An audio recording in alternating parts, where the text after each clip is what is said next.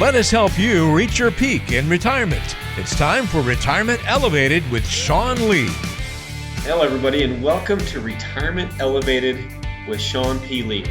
I'm Sean P. Lee. I'm one of the managing partners here at Elevated Retirement Group, and I wanted to welcome you to our podcast.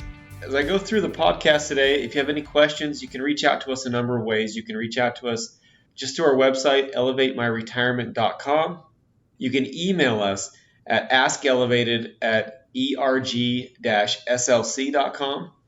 And you can just give us a call at 1-855-50-RETIRE.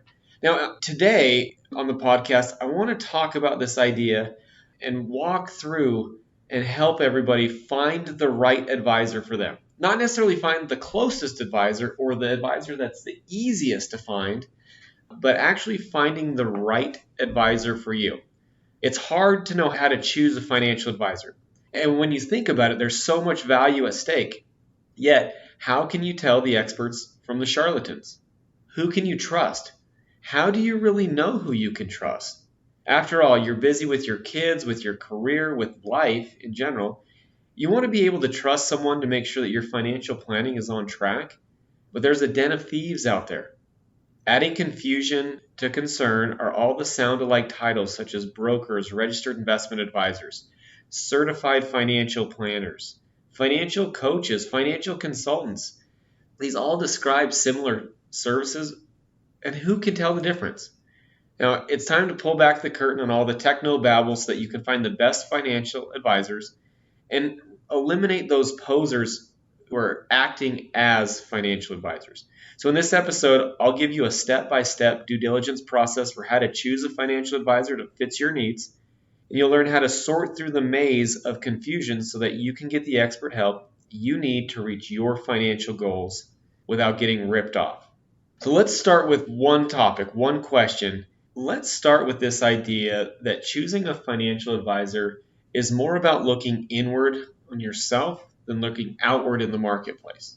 What do I mean by that? When you look for a financial advisor, really what are you doing? You're looking for somebody whose expertise matches your stage of life, your needs, your goals, your desires, and your values.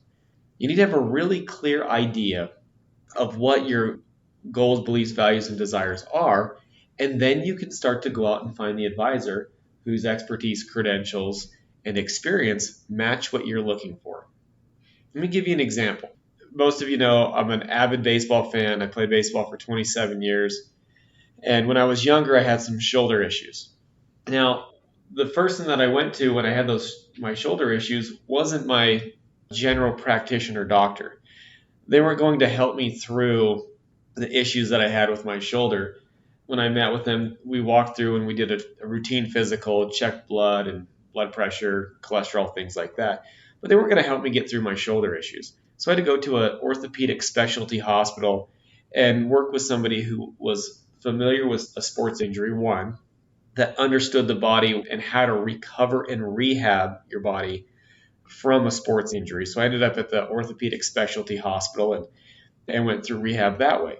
I went to a specialist for my specific injury, not somebody who could look at my throat and my ears and tell me that, hey, you know what, you're healthy right now, go ahead and keep doing what you're doing. So when we start looking for an advisor that matches your stage of life and your stage of need, you need to look inward. What am I trying to accomplish with the money that I have? What do I want to accomplish when it comes to retirement? What sorts of income levels do I need? How am I going to save to get there? And what credentials, licenses, and standard of practice are important to me? Once you're able to look inward and figure out who you are from an investment standpoint and a personality standpoint, you can match your specific needs to the right specialist. Because I can tell you this, that not all advisors are created equally. There's a difference between licensing. There's a difference between experience, credentials, how they get paid, and who they represent.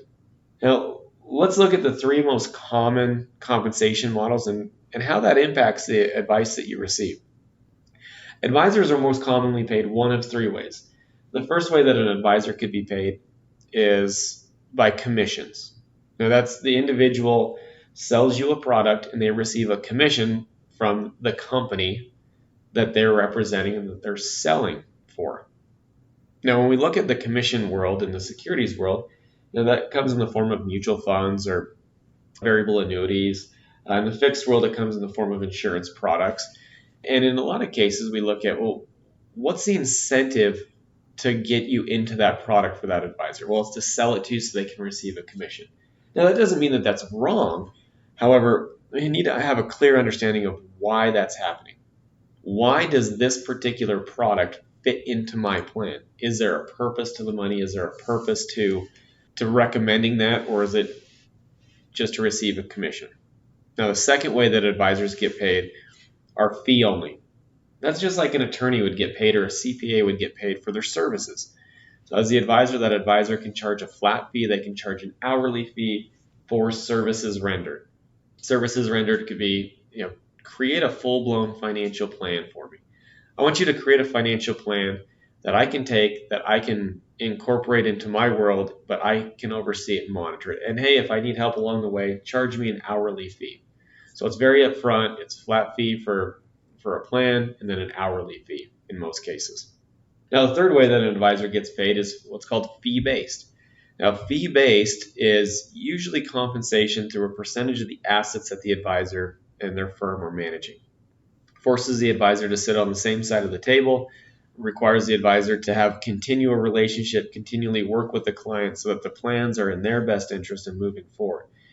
Now, when an advisor falls under the fee-based and fee-only structure, they're usually falling under what's called the fiduciary standard. Now, the fiduciary standard is, quite simply put, there's a moral, ethical, and legal obligation to do what's in the client's best interest. Fiduciary standard, a moral, ethical, and legal obligation to do what's in your best interest. There's no representation of a company. The advisor represents you, the client, and has to adhere and it has to do by law what's in your best interest.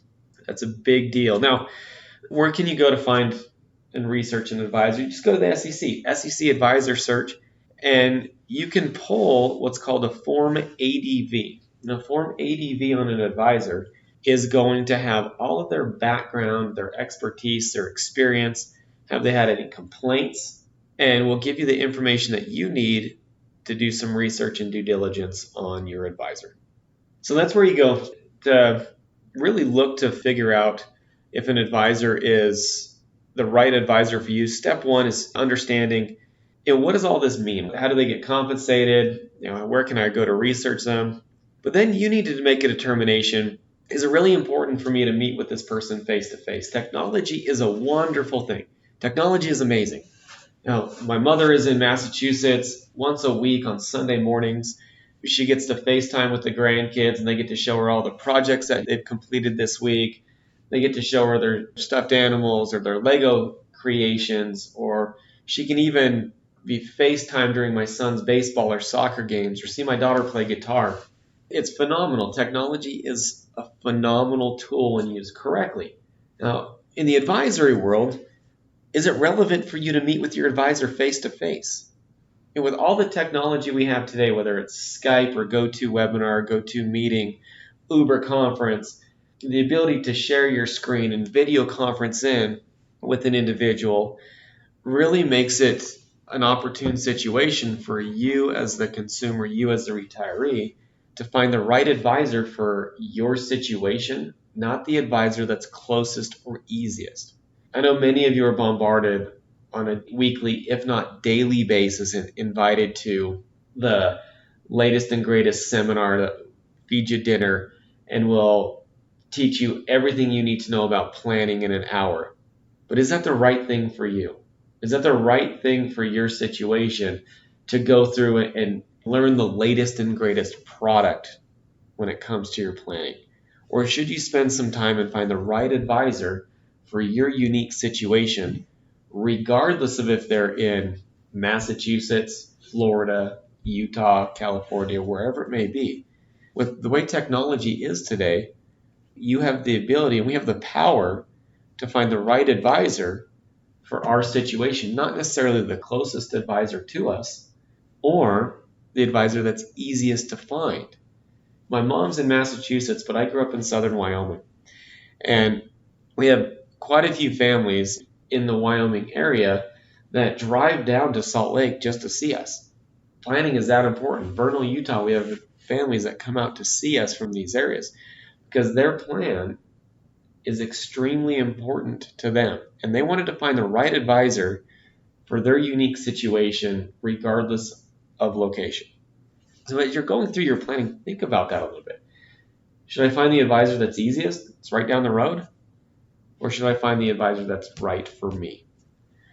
Now, once we know who our advisor is or what we're looking for, do designations matter? Now, there's lots of them: CFP, CPA, PFS, RIA, CFA, CHFC, MSFS. There's lots of designations. What do all these different acronyms mean and different letters behind an individual's name? They all mean different things. Now, the four credentials that we look for are CFP, Certified Financial Planner. As far as when we look to hire somebody into our firm, we look for credentials. CFP, RICP, which is Retirement Income Certified Professional, CHFC, which is Chartered Financial Consultant, and I carry a master's degree in financial planning, MSFS. Now, those four credentials just mean that the advisors are committed to their craft, they are committed to educating themselves and making themselves better for the clients that they serve. Now, when we look at credentials, does that mean that one advisor who's credentialed heavily is going to be better than another advisor who doesn't have any credentials? Maybe, maybe not. Maybe the advisor that doesn't have the credentials is just really focused at this point in time on providing a level of service for their clients. There are a lot of advisors who carry a ton of credentials that fall under that suitability standard. So credentials are important. They show a commitment to excellence. They show a commitment to bettering yourself, but they should not be the end all be all. They shouldn't be the only thing that we look for. We really need to spend some time and look for an advisor who has a strong track record when it comes to taking care of their clients, an advisor who's committed to their craft, an advisor who's going to put you first, regardless of what their conflicts of interest are out there, an advisor who's going to disclose those conflicts of interest. Right now in today's day and age, we're inundated with information and we can get overloaded when it comes to the information that's out there. And sometimes we need to slow down. We need to slow down, filter through all the noise that's out there. And we call it financial marketing. You can go listen to the radio and hear the latest and greatest on how to plan. Or you could learn how to maximize your Social Security. But we have to understand the difference between financial marketing and financial science. Financial science tells us that, do we really want to maximize Social Security? Or do we want to optimize Social Security? Big differences, because maximization of Social Security just means, hey, get the most out of it that you can, and the best way to do that is to work until you're 70. But do we want to optimize Social Security by incorporating Social Security into my unique plan and figuring out a way to leverage that benefit the best way possible to create a higher asset pool for myself, maybe a higher income stream for myself, and potentially an increase in inheritance to my beneficiaries? So that's just one example of financial marketing through financial science. So on today's podcast, I just want to talk about, how do you find that right advisor? What do you look for? Does that right advisor need to be right in your backyard, or are you willing to talk to somebody who's maybe 1,000 miles away, as long as you know that you're going to get the right plan for your situation and it's going to be yours? Think about it a little bit. Now, I wanted to thank everybody for listening today. Once again, this is Retirement Elevated with Sean P. Lee. I wanted to thank you all for listening. And once again, if you have questions, you can reach us at 855-50-RETIRE, or you can go to our website at elevatemyretirement.com. Thanks again, and I look forward to speaking with you soon. All the best.